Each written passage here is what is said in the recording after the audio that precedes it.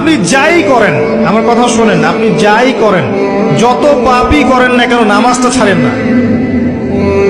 নামাজটাই আপনাকে ইনশাআল্লাহ পাপ থেকে দূরে রাখবেই ইনশাআল্লাহ।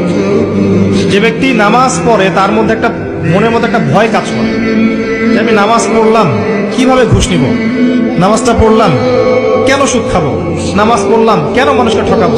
তার মনের ভিতর কিন্তু একটা সারা নকিং হবেই। ইন্না সালাতা তানহা আনিল ফাহশাই ওয়াল মুনকার, সালাত আপনাকে সমস্ত অশ্লীল এবং গর্হিত কাজ থেকে বিরত রাখবে ইনশাআল্লাহ। নামাজটা ছাড়েন না, যত পাপ করছেন করেন, আমি বলি নামাজ ছাড়েন না। ইনশাআল্লাহ একদিন নামাজই আপনাকে পাপ থেকে বের করে আনবে ইনশাআল্লাহ। শয়তান আপনাকে হতাশ করতে চাইবে, শয়তান আপনাকে হতাশ করতে চাইবে যে তুই তো গার্লফ্রেন্ডের সাথে কথা বললি, রাতের বেলা পর্ন দেখলি, তুই তো ফ্রি মিক্সিং এ আছিস, তুই মাদক দ্রব্য খাচ্ছিস, তুই কাজে ফাঁকি মারিস, তুই ট্যাক্স